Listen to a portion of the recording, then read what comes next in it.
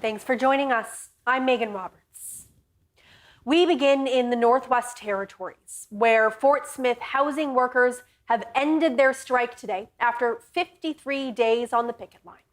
The union, representing 6 members, reached a 3-year agreement with the Fort Simpson Housing Authority. The strike began on October 1st as workers demanded better wages and working conditions. A representative for the union says there were over 3 rounds of negotiations before reaching an agreement.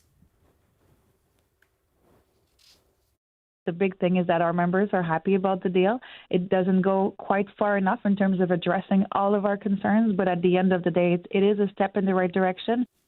The new agreement will have a 5% wage increase for the workers in the first year and will include a land acknowledgement statement and extended parental leave. Spirito says workers are expected to return to work on Monday. Over 180 housing units in Fort Simpson, Jean Marie River, Sabake, Nahanni Butte, and Wrigley were affected by the strike. A representative of the Fort Simpson Housing Authority declined to comment about how the strike impacted the tenants, but told CBC that they are, quote, happy it's over. And today marks 1 week for striking Canada Post workers. As the days add up, so too does the anxiety for those waiting on mail. But as Megan Dooling reports, the postal workers say they're also getting support. Some days are harder. Tuesday was hard.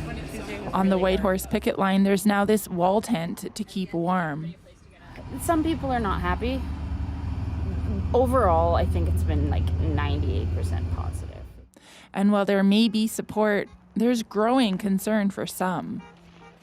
So it's been difficult. A lot of anxiety around whether the dress will come in time. Passports, business orders, gifts. And for one Yukoner, a wedding dress. Kira Henderson from Teslin is getting married in February in Australia. She's hopeful it will all work out. She says she stands by the postal workers because they're essential in a small town like Teslin. You know, living in a rural area, we really have to rely on the postal service. So there's really no option for me to gamble with anything else. Like, I have to have things delivered by post. There's no other option. As the Canada Post strike moves into its 2nd week, there's still much uncertainty. I don't want to speculate on when we're going to go back to work. I think everyone who has an idea about that is sitting around a boardroom somewhere in Ottawa right now. And while there's no way to know when packages like wedding dresses might start moving again, on the Whitehorse line, there's a new dispensation. Letters to the North Pole will be accepted. We've had a few postal workers who have been kicking around for quite a while, and they might have a connection or two with an elf here or there. And we're not against Christmas. We're not against magic. We've got a little drop-off box here for letters to Santa. Megan Dooling, CBC News, Whitehorse. The Yukon fall sitting of the Legislative Assembly is now over. The minority Liberal government has an agreement with the NDP that allows it to stay in power. But after being slow to deliver on commitments, the NDP put the Liberals on notice, throwing into question whether the supplementary budget would pass. The CBC's Callie McTavish tells us what happened. On the final day of the fall sitting, the Liberal government managed to keep their promises to the NDP just. They committed to developing a fertility rebate program. They also committed to changes to the land lottery process, and the Department of Education said that the 1-year teacher training program would be completed before Christmas. That allowed the leader of the NDP, in her words, to hold her nose and vote alongside the Liberal caucus, allowing the supplementary budget to pass. Now, the Yukon party did vote against the supplementary budget. They said that was because voting for it would have symbolized confidence in the government, which they say they don't feel. They have said throughout the fall sitting that they are concerned about the economy and underfunding of the healthcare system. The spring sitting will begin again in March. Callie McTavish, CBC News, Whitehorse. Nunavut RCMP say there's a growing number of phishing scams in the territory. Fraudsters tend to use emails to obtain financial information.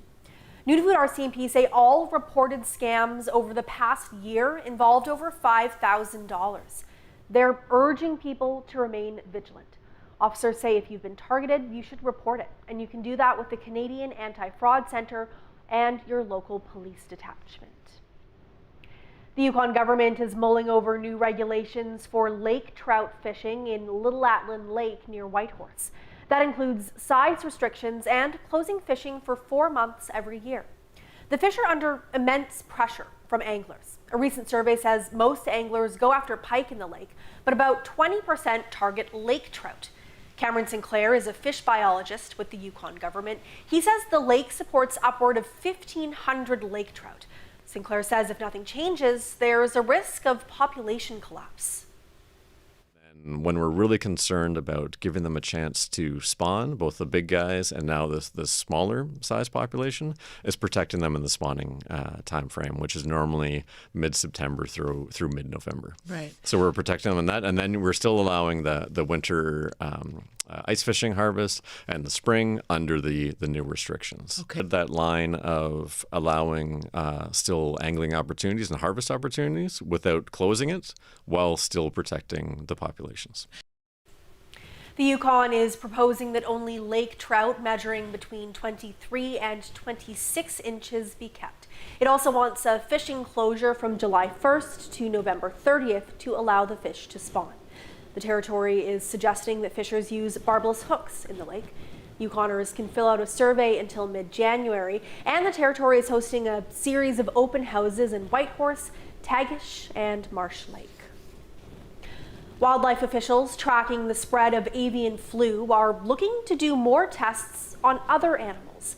Cases are popping up around the world in different species, and as Samuel Watt explains, that could affect country food. Nunavut recorded its first case of avian flu this year in a northern fulmar last month. But the virus isn't just affecting those with feathers. Seals, walruses are getting it too, and in the US, cows. There have been a lot more human contacts and human infections related to those dairy cattle infections. And that's when the virus gets dangerous, when avian influenza meets human influenza. Officials confirmed the country's first domestically acquired case in a human earlier this month. 12 wild mammals have been infected with avian flu in Canada over the past 2 years. Stevens wants to run more tests in other species in the Arctic. But that comes with challenges. Transport from remote communities, for example, and providing training to more locals to do it safely. That's something he wants to work on. And then we're not putting hunters who aren't used to dealing with these diseases on the front lines and potentially putting them at risk. Eating the hunted animals poses another risk. The government of Nunavut says there's no evidence of the virus being passed on from consuming infected birds, as long as they're cooked. But that can be a problem when eating country food raw. The advice? Don't consume sick-looking animals and report them. There's nothing proactive that can be done in relation to avian flu, so we rely on information provided us to by hunters. Symptoms, he says, are the same for birds and other animals. Any strange behaviour, like lack of coordination, sneezing, shaking, and diarrhoea. Samuel Watt, CBC News, Iqaluit. An NWT tribunal says it needs more time to make a big decision. The Mackenzie Valley Review Board is considering whether to launch an environmental assessment of Imperial Oil's operations in Norman Wells. That decision was expected today, but the review board announced an hour ago that it would deliver it next month instead. It says it needs more time to consider both sides of the argument. Satu Secretariat Incorporated triggered the environmental assessment process about 2 months ago. Imperial Oil has asked the review board to throw it out. The review board says it'll give its decision on December 3rd. Donations to the War Amps have a lasting impact on amputees. Today, your support gives them the artificial limbs and resources they need for everyday activities and learning to live with amputation. Having access to our essential programs helps amputees prepare for tomorrow on their road to independence. The War Amps is committed to improving the quality of life for Canadian amputees, but this wouldn't be possible without you. To learn how your donation helps, visit waramps.ca. This is CBC North on your smart TV because CBC News is now streaming local. Get local headlines, weather, and community notices, plus newscasts and live programming on your favorite connected device, all for free. It's called the CBC News North streaming channel. You can see your community on your connected TV and mobile devices. CBC News North, your local news streaming channel, is now available. This is a proposed corridor for multiple pipeline projects. You're crossing our territory on two ends of your pipeline. Who gave you permission? Pipelines break of the pipelines would destroy water and everything in it. They got to come through us first. Is this an immediate evacuation order for all Coastal GasLink employees? I feel like we are at war. It's just all been building up to this point. Yenta on the Passionate Eye. Watch free on CBC Gem. The question is, and I'm just going to ask, I want to ask you, but why is this such a big deal? What does the science say? what was their reaction? What are we talking about here? Who told you? So, to be clear, what is the actual story there? I think we can explain.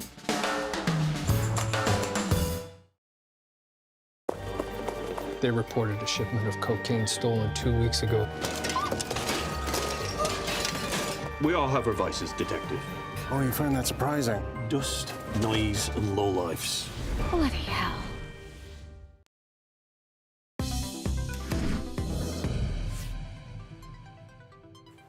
A number of premiers are reacting today to an announcement by the federal Liberals to drop the tax on a wide range of products for 2 months. They say the plan means provinces will lose tax revenue as well. Olivia Stefanovich explains.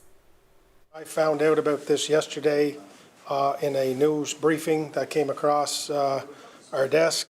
Blindsided, PEI's Progressive Conservative Premier wants federal compensation to make up for revenue the province loses because its sales tax is harmonized with the federal sales tax, called the HST.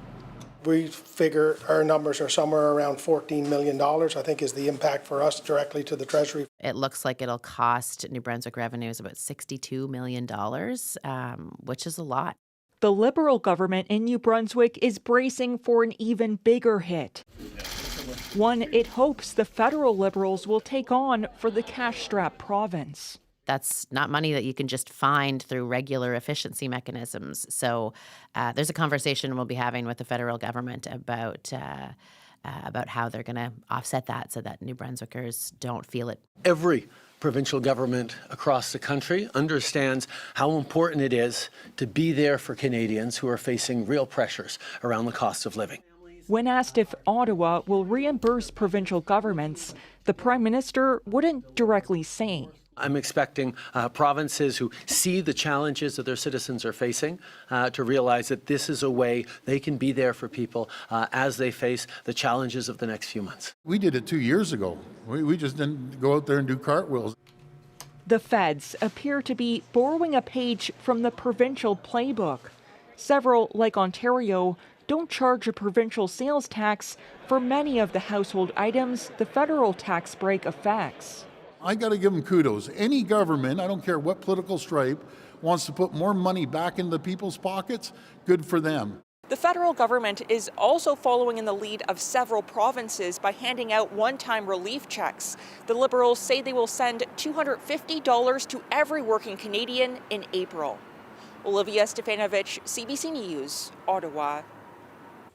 The federal government's 2-month tax holiday begins 3 weeks from tomorrow. The Liberals plan to drop the GST on a wide array of products, including all groceries, restaurant and takeout meals, and toys. And when that's over, the Trudeau government intends to send rebate checks to more than 18 million working Canadians.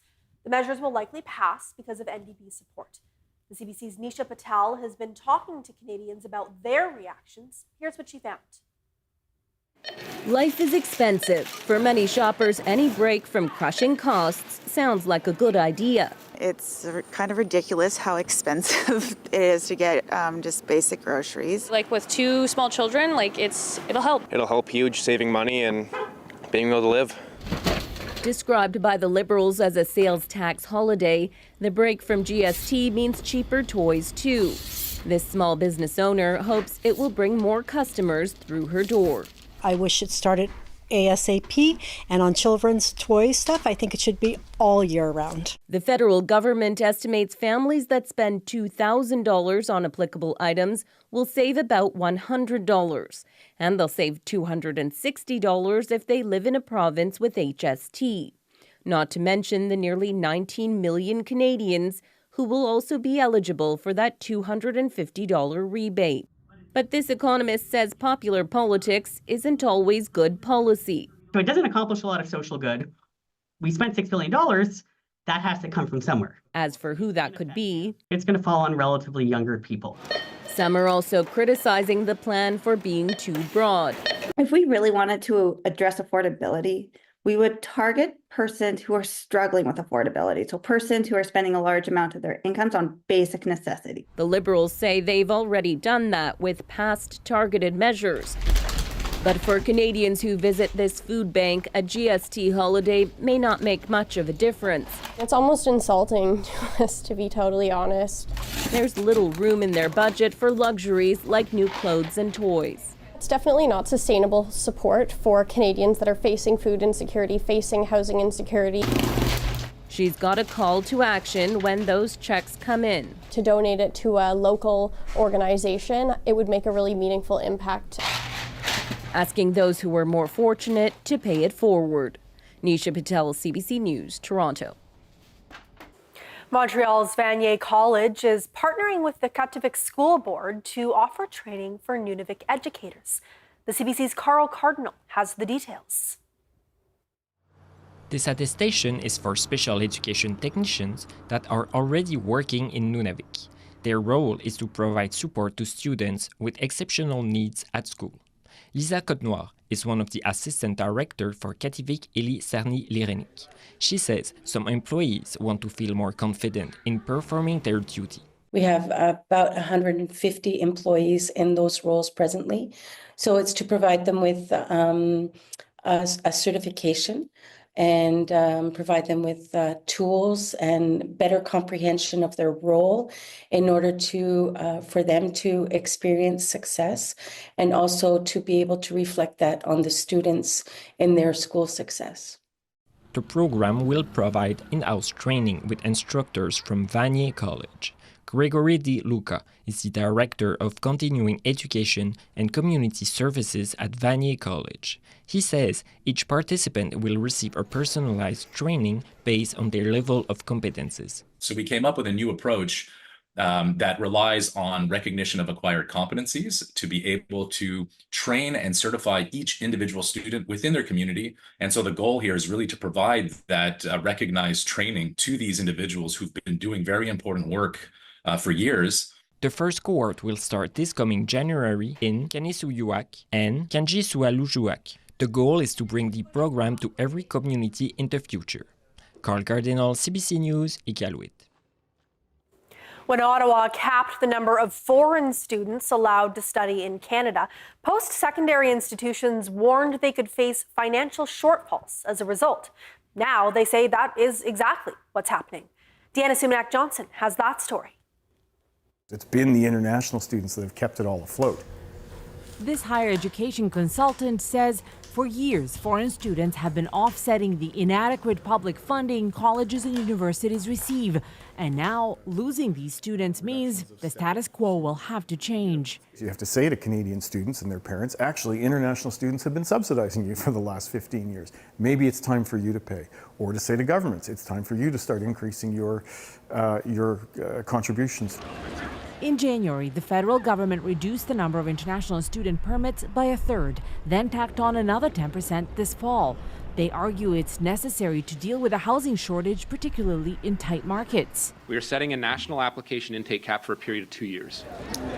2 months into the first academic year impacted by these restrictions, the cracks are starting to show, especially in Ontario, which receives the lowest per student funding from the provincial government. We expect international enrollment to be down by about 25% for 24-25.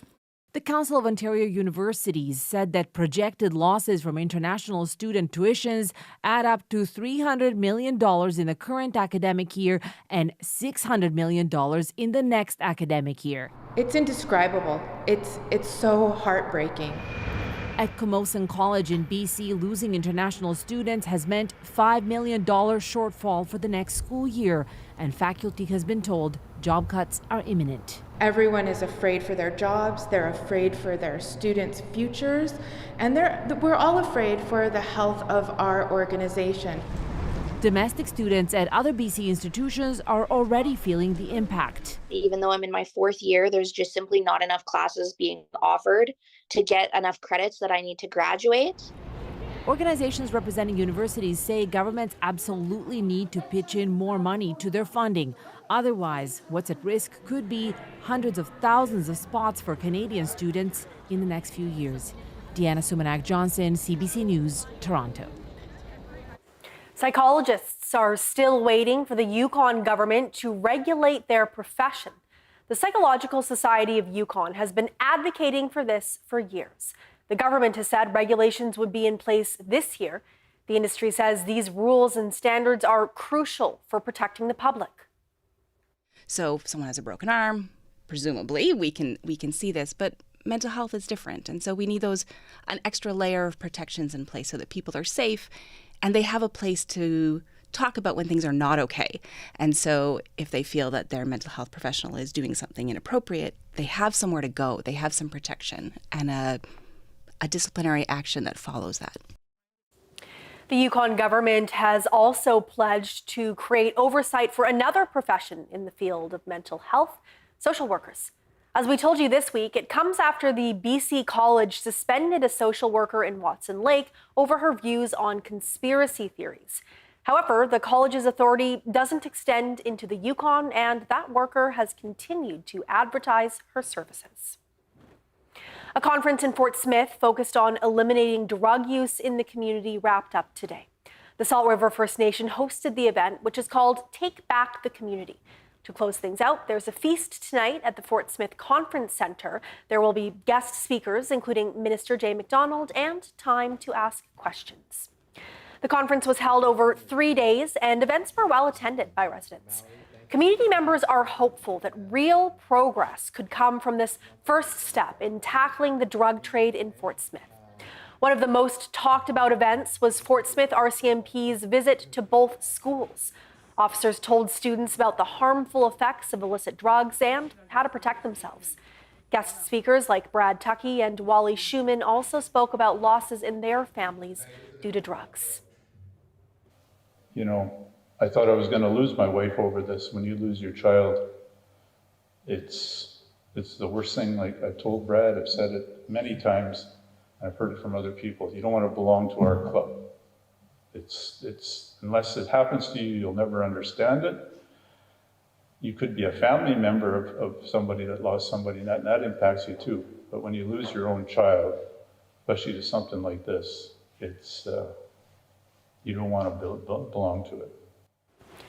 On Thursday evening, the Fort Smith RCMP gave an eye-opening presentation on the reality of the drug trade in the community. They showed images of drugs and weapons that had been seized in local drug busts. A visible reaction was seen in the crowd.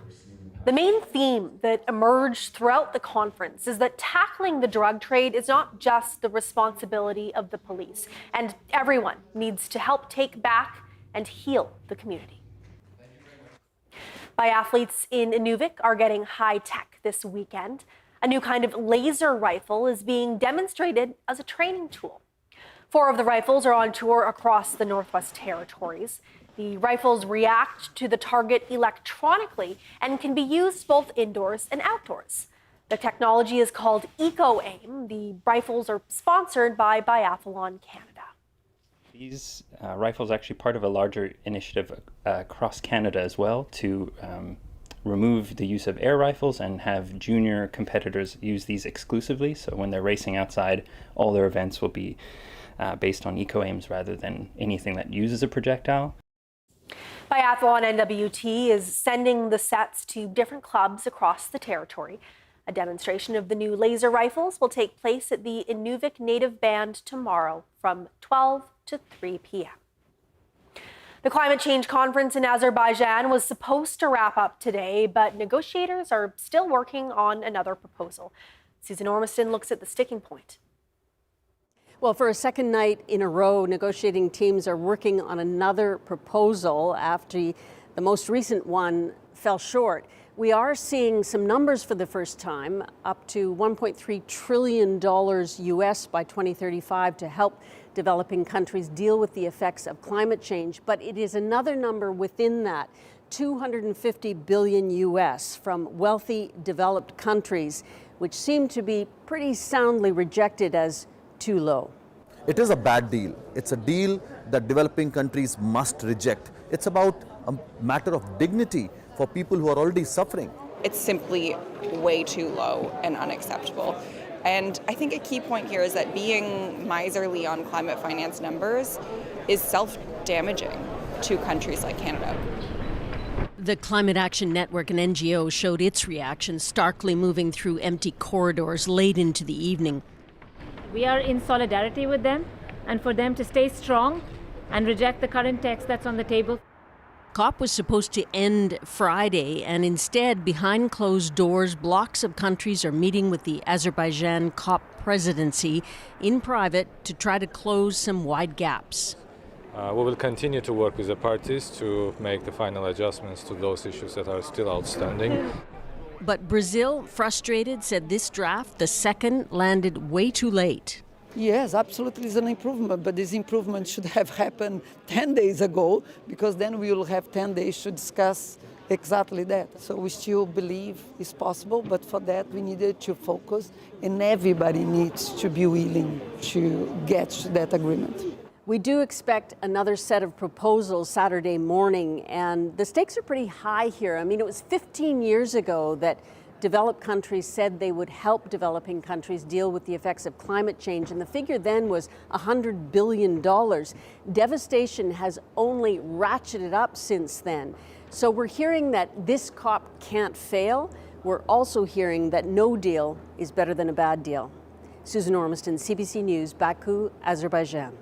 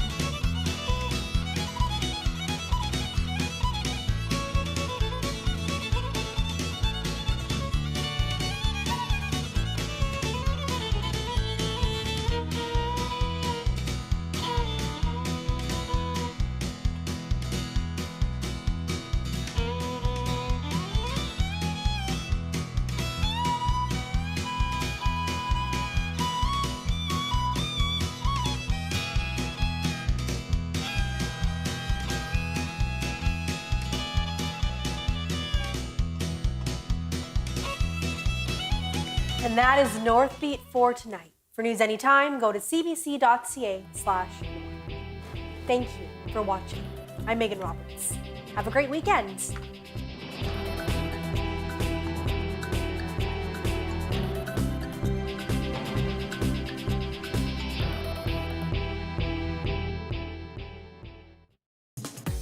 This is CBC North on your smart TV, because CBC News is now streaming local. Local news and weather on your connected TV or favorite device. CBC News North, streaming now. You're going to be introduced to a new world. Stand back.